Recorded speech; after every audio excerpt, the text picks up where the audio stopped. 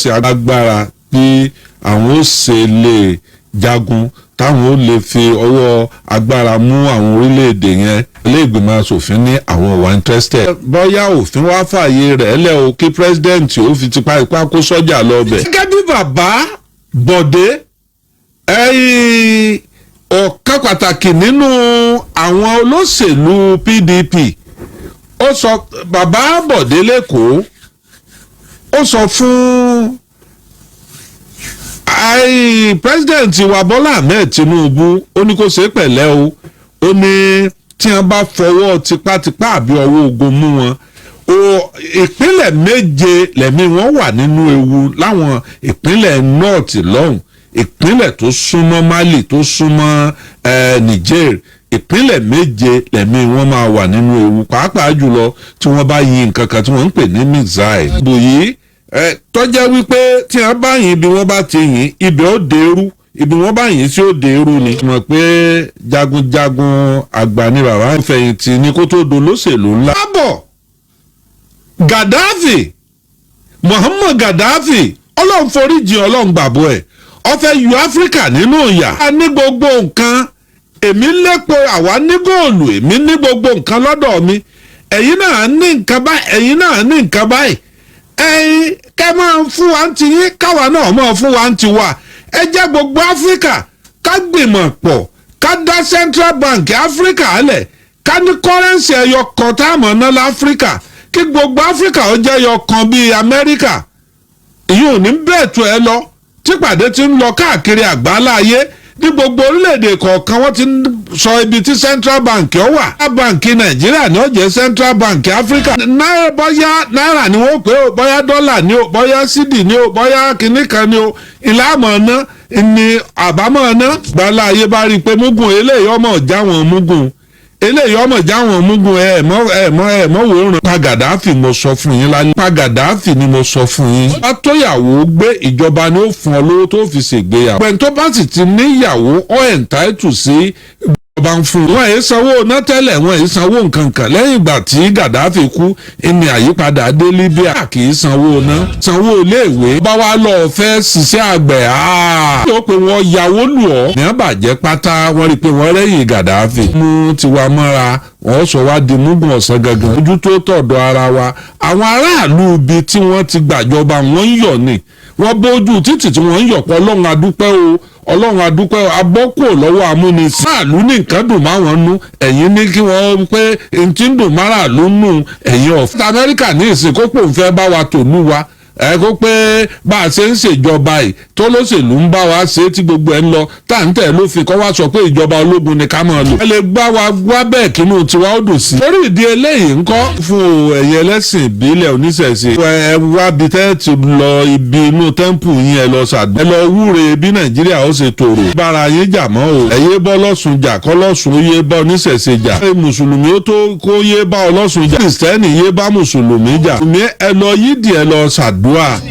ẹ lọ sí Òṣogbo kí gbogbo yín pàdé. múre ká ẹsẹ̀ tutù odò kí Nàìjíríà ó tùbà kó tùṣẹ́. ti dé ìbámu fàágùn lọ gá mi ti dé ní fertility. a ní fún odidi kọ́tà méjì.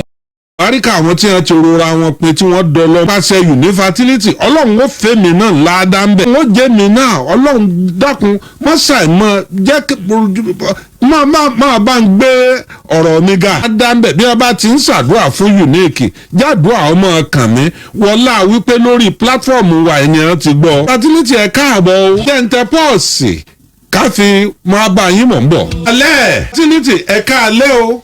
ẹ kálẹ́ sá o ẹ kálẹ́ gbogbo ibi tẹ́ ti ń wò wá o. a kì í ẹ kú iṣẹ́ ẹ kú ìtọ̀nà bí o ní ọ̀nà ṣe é tọ́ ẹ kú gbìyànjú ẹ kú iṣẹ́ takuntakun Olódùmarè ó wà pẹ̀lú yín kò ní tán nídìí yín omi kì í tán nídìí àkèrè a tó bẹ̀rẹ̀ kọ́tà míì lálẹ́ yìí àlọ́ yín ọmọ dáa àbọ̀ yín ọmọ sunwọ̀n Ọlọ́run wọlá gbogbo àwọn tí wọ́n ti sunkún dọ́dọ̀ yín tí wọ́n rẹ́rìn lọ́wọ́ Ọlọ́run ọmọ pa yín lẹ́rìn àwọn ọmọ tiyín náà Ọlọ́run ọmọ bá yín tọ́jú wọn Ọlọ́run wà pẹ̀lú yẹ́mọ̀ ká alẹ́ lálẹ́ yìí o ẹ ṣeun ìmọ̀ràn wo lẹ fẹ́ gbà àwọn èèyàn wa tí ń wọ́ ọmọ ẹlòmíín mọ̀ fẹ́ gbé nǹkan jẹ lórí àwọn ọmọ yìí náà mọ̀ ni.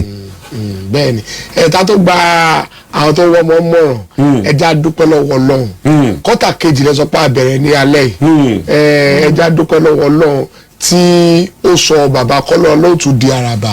Ọlọ́run ló rí bẹ́ẹ̀. tẹ́yìn ò bá rí rìsọ́ọ̀tì níbì kan kí lèyìn àbẹ̀rẹ̀ kọ́tà ẹlẹ́ẹ̀kejì fún. kò possible.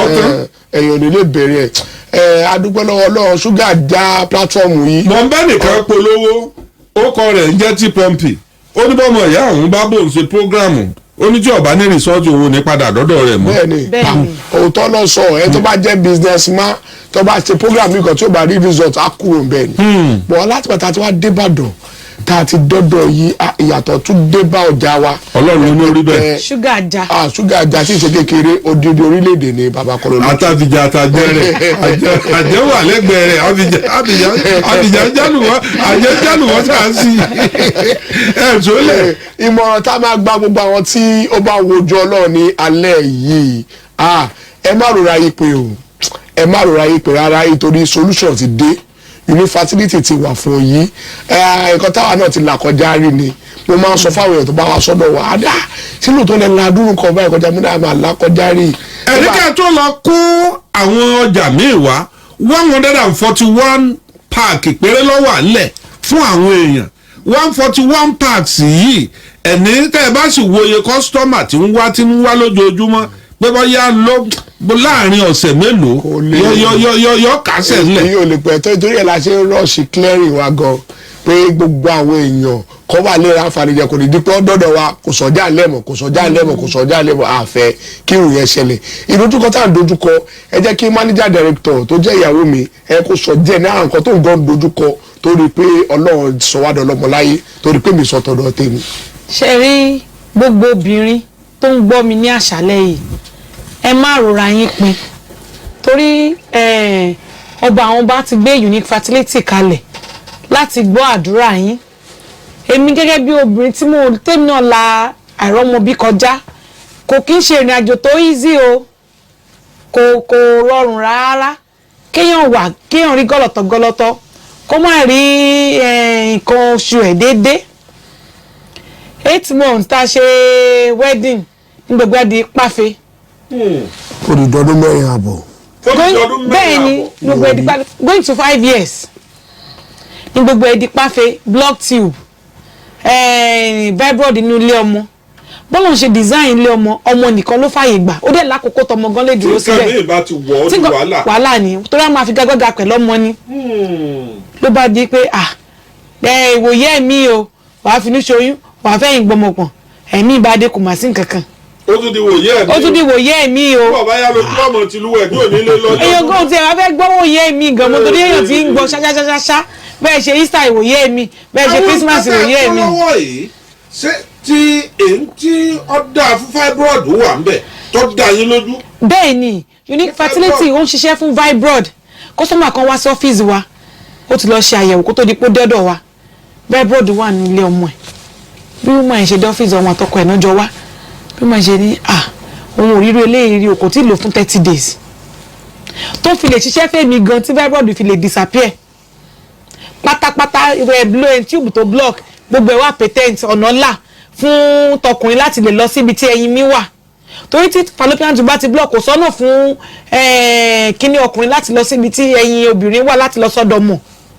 nínú páàkì tọkùnrin yẹn àwọn ìgò kéékèèké bíi 5 àbí mélòó lọ́kọ́kọ́ wà ńbẹ̀ yẹ tí àwọn tó jẹ́ pé méje ló wà ńbẹ̀ ṣé ẹ mọ̀ pé àwọn ọkùnrin abàjẹ́ nǹkan kan kò síbi tọkùnrin ò lè tọ̀ sí kò dẹ̀ síbi tí ìfẹ̀sọ́ ò lè bá wọlé kò síbi tí ò lè bá wọlé bẹ́ẹ̀ ni tí ìfẹ̀sọ́ bá ti wá wọlé ọkùnrin àwa lọ kó lọ rìn àwọ̀ ẹ̀ tá a bá wá treat obìnrin tó free from all infection tá a rẹ̀ dá pé tọkùnrin á tún wá máa kó fẹ̀sọ́ ọ̀ràn ẹ̀bùn pé kò yẹ kó máa rí bẹ́ẹ̀ ó ní gòkè kéèké ṣe wà níbi tọkùnrin yẹn